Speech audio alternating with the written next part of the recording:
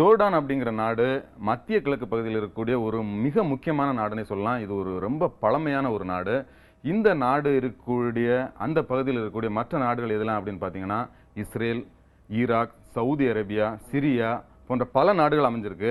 அது மட்டும் இல்லாமல் நாம் பாலஸ்தீனை பற்றி கேள்விப்பட்டிருப்போம். அந்த பாலஸ்தீன பகுதியில் உள்ள மேற்கு கரை அப்படிங்கிற பகுதியும் இந்த ஜோர்டானை ஒட்டி தான் அமைஞ்சிருக்கு.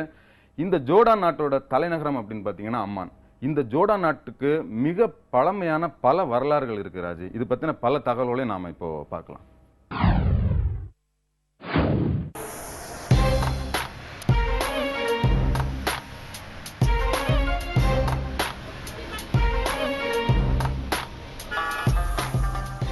ஆட்டமன் பேரரசின் அங்கமாக இருந்த ஜோர்டான் 1946 தனி நாடாக சுதந்திரம் பெற்றது. முதலில் டிரான்ஸ் ஜோர்டான் என அழைக்கப்பட்ட இந்த நாடு 1949 ஆண்டு ஜோர்டான் என பெயர் பெற்றது. மொத்தம் 89,342 சதுர கிலோமீட்டர் பரப்பளவு கொண்ட ஜோர்டானின் மக்கள் தொகை 65 லட்சம். மொத்த மக்கள் தொகையில் 96% பேர் இஸ்லாமியர்கள்.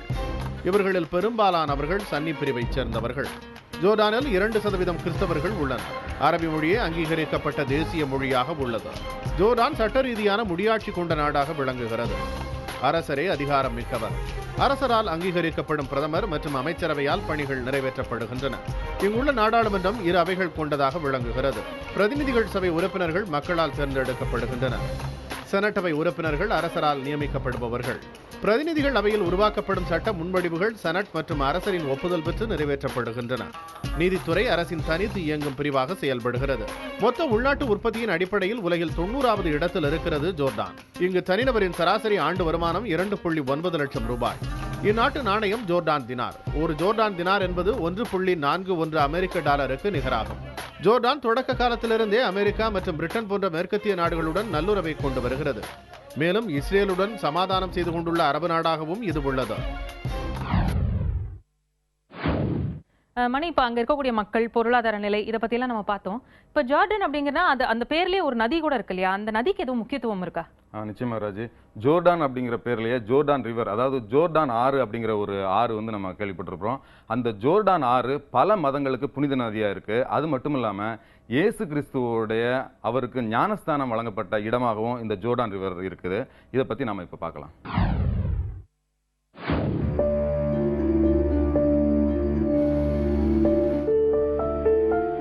இஸ்ரேலில் உள்ள ஹெர்மான் மலைப்பகுதியில் உற்பத்தியாகும் ஜோர்டான் நதியானது 230 கிலோமீட்டர் தூரம் பயணம் செய்து உலகின் தாழ்வான இடமாக கருதப்படும் சாக்கடலில் சென்று கலக்கிறது. ஜோர்டான் நதியின் மேற்கு பகுதியில் இருப்பதால் தான் மேற்கு கரைக்கு அந்த பெயரே வந்தது. யூத மொழியில் ஜோர்டான் என்றால் இறங்கி வருதல் என்று பொருள். அதுபோலவே ஜோர்டான் நதியானது ஹெர்மான் மலை உச்சியிலிருந்து தொடங்கி உலகின் தாழ்வான பகுதியான சாக்கடலில் முடிகிறது. யூத மதம் மற்றும் கிறிஸ்துவ மதங்களில் முக்கியமான நதியாக குறிப்பிடப்பட்டுள்ளது ஜோர்டான் நதி. யூதர்கள் தங்களுக்கு கடவுள் வழங்கிய பிராமிஸ்டு லேண்ட் எனப்படும் வாக்களிக்கப்பட்ட நாட்டுக்கு ஜோர்டான் நதியை கடந்து சென்றதாகவும் இயேசு கிறிஸ்து ஜோர்டான் நதி நீரில் தான் ஞானஸ்நானம் பெற்றதாகவும் கூறப்படுகிறது. இதனால் வரலாறு மற்றும் சமய அடிப்படையில் ஜோர்டான் நதியானது உலகின் புனிதமான நதிகளுள் ஒன்றாக கருதப்படுகிறது. பைபிளின் பழைய ஏற்பாட்டில் 175 முறையும் புதிய ஏற்பாட்டில் 15 முறையும் ஜோர்டான் நதி குறிப்பிடப்பட்டுள்ளது. இந்த நதிநீரில் குளிப்பவர்கள் ஞானஸ்நானம் பெற்றதாகவும் அவர்களின் காயங்கள் குணமடைந்ததாகவும் பைபிளில் குறிப்பிடப்பட்டுள்ளது. இந்த நதி கடந்து செல்லும் பாதையில் விவசாயம் உள்ளிட்ட பல்வேறு தொழில்களுக்கு அடிப்படை ஆதாரமாக விளங்கி வருகிறது. எனினும் சமீப காலங்களில் இதன் நீர்மட்டம் குறைந்து கொண்டே வருவதாகவும் கூறப்படுகிறது. இப்போ நீங்க ஜோர்டான் ரிவர் பத்தி சொன்னீங்களே, அதே மாதிரி இன்னொரு சுவாரஸ்யமான ஒரு நகரம் ஒன்று இருக்கு, பெட்ரான்னு சொல்லிட்டு சொல்றாங்க. இப்போ அந்த நகரை ரோஸ் சிட்டி அப்படின்னு அழைக்கிறாங்க. எதனால பெட்ராக்கு ரோஸ் சிட்டின்னு பேர் வந்ததுன்னு பார்க்கலாம்.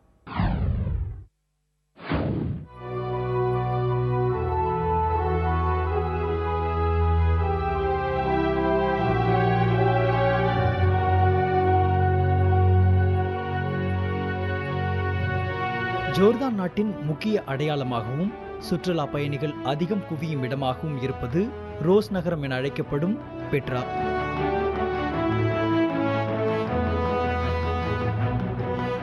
பாறைகளை செதுக்கி கலைநயத்துடன் உருவாக்கப்பட்டுள்ள கட்டடங்கள் இங்கு மிகவும் பிரபலம். இங்கிருக்கும் பாறைகள் ரோஸ் நிறத்தில் இருப்பதால் ரோஸ் நகரம் என பெயர் பெற்றது.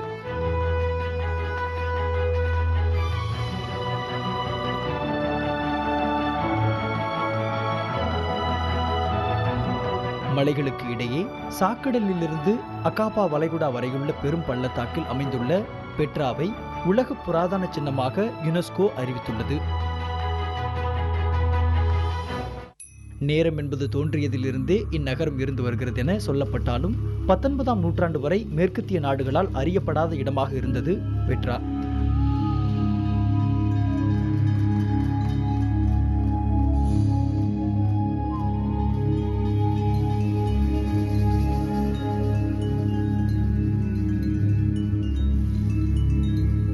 பூமியில் வேறெங்கும் இல்லாத விசித்திரங்கள் நிறைந்ததாக வர்ணிக்கப்படும் இந்த இடம் ஒருவர் தனது வாழ்நாளில் பார்க்க வேண்டிய இடங்களில் முக்கியமானது என பிரபல இதழ்கள் கூறுகின்றன.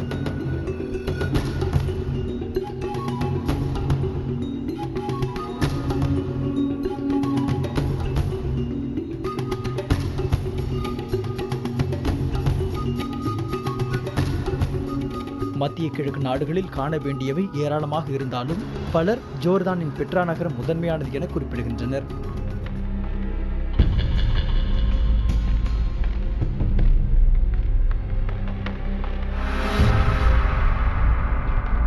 இங்குள்ள அல்கஸ்னேஸ் என்னும் கட்டடம் சூரிய வெளிச்சம் படும் போதெல்லாம் தங்க நிறமாக காட்சியளிக்கிறது.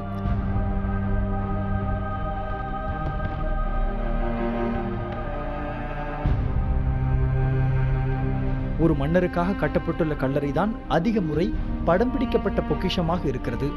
ரோமானியர்களின் கட்டுப்பாட்டில் இருந்ததால் அவர்களது ஆதிக்கம் இங்குள்ள வடிவங்களில் தெரிகின்றன.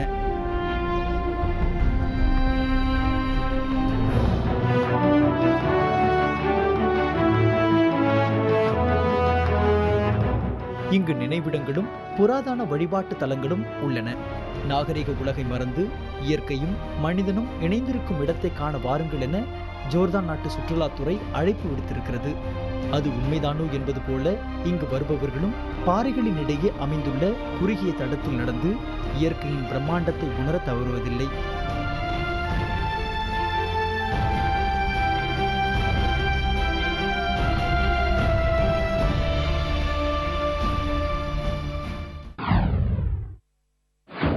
மணி, இப்ப ஜார்டன் பத்தின பல விஷயங்களை பார்த்தோம். இப்ப அந்த வகையில ஜார்டனை பத்தி நமக்கு இன்னும் நிறைய விஷயங்கள் தெரிஞ்சுக்கிறதுக்காக ஒரு 3D பெர்ஸ்பெக்டிவ்ல நம்ம அந்த நாட்டை பத்தி தெரிஞ்சுக்கலாம். இப்ப ஜார்டன் நாட்டுல இருக்கக்கூடிய பிரபலங்கள் அப்படின்னா யார சொல்வீங்க? நிச்சயமா ராஜி, ஜோர்டான் நாட்டில் இருக்கக்கூடிய பிரபலங்கள் அப்படின்னு சொன்னா அந்த நாட்டோடைய பழைய மன்னர் ஹுசைன் சொல்லுவாங்க. அந்த பழைய மன்னர் கிட்டத்தட்ட 50 ஆண்டு காலமாக, கிட்டத்தட்ட அரை நூற்றாண்டு காலமாக அந்த நாட்டுடைய மன்னராக இருந்தார். இவர் தான் அந்த ஹுசைன் சொல்லக்கூடிய அந்த மன்னர். இந்த மன்னருடைய ஆட்சி காலத்தில் தான் இந்த பனிப்போர் இந்த மாதிரி காலங்கள்லாம் நடந்துச்சு. இந்த வகையில் அடுத்த பிரபலம் அப்படின்னு பார்த்தீங்கன்னா இந்த மன்னருடைய மகள், அவங்களுடைய பேர் ஹயா. இந்த ஹயா அப்படிங்கிற சொல்லக்கூடிய இந்த இளவரசி என்ன பண்ணுறாங்க அப்படின்னு சொன்னால், இவங்க பல விளையாட்டு போட்டிகளில் பங்கேற்கக்கூடியவங்க, ஒலிம்பிக்கில் கூட இவங்க பங்கேற்றிருக்கிறாங்க.